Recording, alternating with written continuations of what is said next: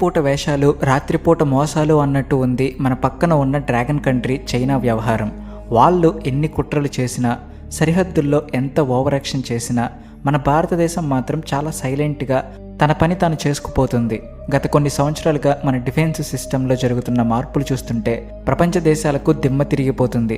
బయటకేమో మనం చాలా శాంతంగా గాంధీ గారు చెప్పిన అహింసా మార్గంలో వెళ్తున్నట్టు కనిపిస్తాం. కానీ తెర వెనక మాత్రం మన సైంటిస్టులు శత్రువుల గుండెల్లో రైళ్లు పరిగెత్తించే రేంజ్లో సీక్రెట్ వెపన్స్ని డెవలప్ చేస్తున్నారు. వీటి గురించి విన్నప్పుడల్లా చైనాకి, పాకిస్తాన్కి బీపీ పెరిగిపోవడం ఖాయం. అసలు మన వాళ్ళు ఏం చేస్తున్నారు, ఎందుకు ప్రపంచమంతా మన వైపు ఇంత సీరియస్గా చూస్తుంది అనే విషయాలు ఈరోజు మనం క్లియర్గా మాట్లాడుకుందాం. అంతకంటే ముందు చిన్న రిక్వెస్ట్, మీరు మా ఛానల్ సబ్స్క్రైబ్ చేసుకోకపోతే వెంటనే ఇప్పుడే సబ్స్క్రైబ్ చేసుకొని కామెంట్ సెక్షన్లో జై హింద్ అని రాయడం మర్చిపోకండి. ఈ మధ్యకాలంలో మీరు గమనించే ఉంటారు, చైనా వాడు పదే పదే ఇంటర్నేషనల్ ఫారమ్స్లో భారత్ సీక్రెట్గా వెపన్స్ తయారు చేస్తుంది, ఇది రూల్స్కి విరుద్ధం, వాళ్ళని ఆపండి బాబోయ్ అని గగ్గోలు పెడుతున్నాడు. నిజానికి దొంగ అని అరిచినట్టు ఉంది వాళ్ళ బిహేవియర్. ఎందుకంటే ప్రపంచంలో ఉన్న చెత్త పనులన్నీ చేసేది వాళ్ళే, మళ్ళీ మన మీద నిందలు వేసేది కూడా వాళ్ళే. కానీ ఇక్కడ కిక్ ఏంటంటే చైనా అలా భయపడడంలో కూడా ఒక నిజం ఉంది. మన డిఆర్డిఓ సైంటిస్టులు ఎవరికీ తెలియకుండా ఒక అండర్ గ్రౌండ్ మిషన్ని రన్ చేస్తున్నారు. అదే K6 బ్యాలిస్టిక్ మిసైల్ ప్రాజెక్ట్. ఇది బయటకి పొక్కకుండా మన వాళ్ళు చాలా జాగ్రత్త పడ్డారు. కానీ అమెరికా శాటిలైట్స్ కళ్ళల్లో పడకుండా ఏది దాగదు కదా, అలా మెల్లగా ఈ విషయం లీక్ అయింది.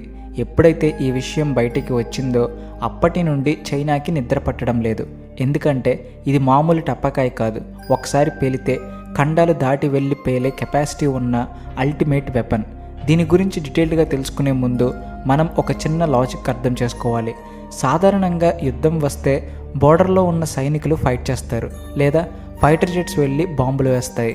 కానీ ఇవన్నీ పాత పద్ధతులు. ఇప్పుడు ట్రెండ్ మారింది. శత్రువు మన దేశం మీద కన్నెత్తి చూడాలంటేనే భయపడి చావాలి.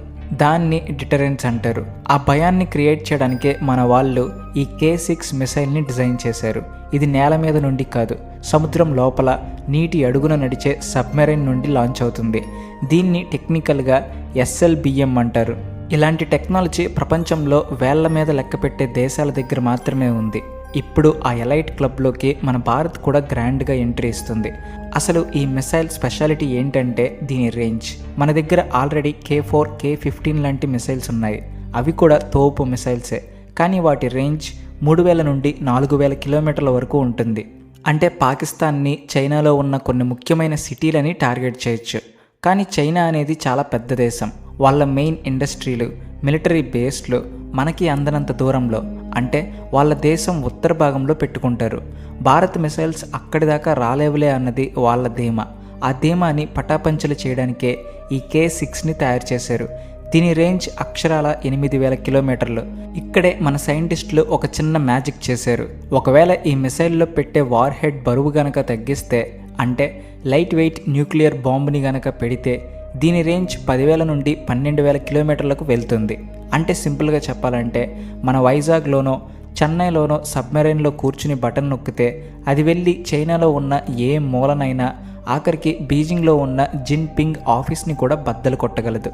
చైనానే కాదు, అవసరం అనుకుంటే యూరోప్, రష్యా, ఆఫ్రికా, అమెరికాలో ఉన్న ఏ టార్గెట్నైనా ఇది రీచ్ అవ్వగలదు. దీన్నే గ్లోబల్ రీచ్ అంటారు. ఇంత భారీ మిసైల్ని మోసుకెళ్లడం అంటే మాటలు కాదు. మనం వాడే మారుతి కార్లో ఏనుగుని ఎక్కించలేం కదా. అలాగే ఇప్పుడు మన దగ్గర ఉన్న అరిహంత్ క్లాస్ సబ్మెరైన్స్లో ఈ K6 మిసైల్ పట్టదు, అవి చిన్నవి.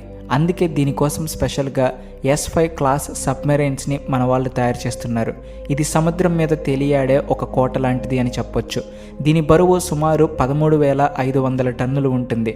అంటే మీరు ఊహించుకోవచ్చు ఇది ఎంత పెద్దదో. ఒక్కో S5 సబ్మెరైన్లో ఇలాంటి K6 మిసైల్స్ని 12 నుండి 16 వరకు లోడ్ చేయొచ్చు.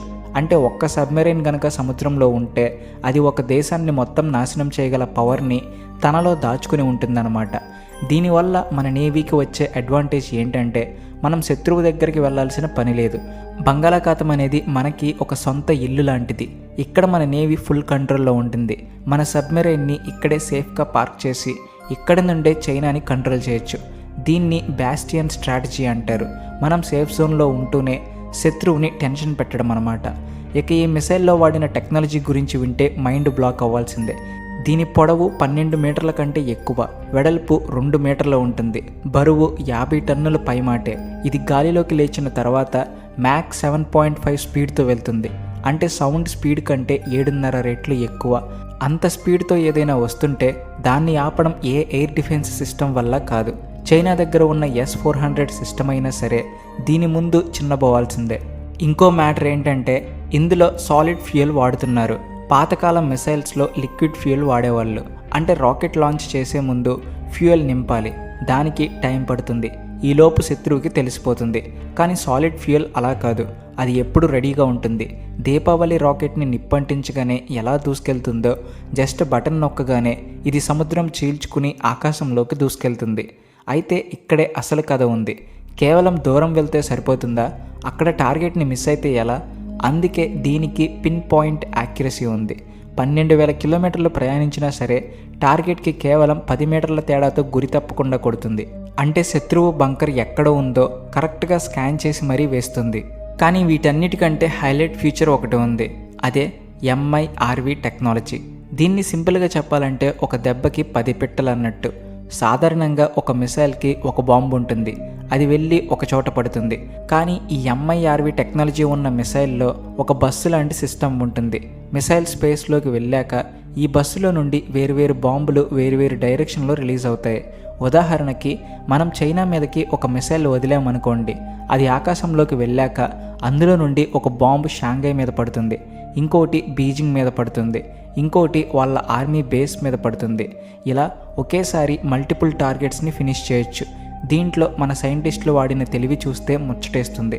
ఈ బాంబులతో పాటు కొన్ని డమ్మీ వార్ హెడ్స్ కూడా ఉంటాయి. ఇవి చూడడానికి నిజమైన బాంబుల్లాగే ఉంటాయి, కానీ లోపల పేలుడు పదార్థం ఉండదు. శత్రువు రేడార్కి ఇవన్నీ బాంబుల్లాగే కనిపిస్తాయి.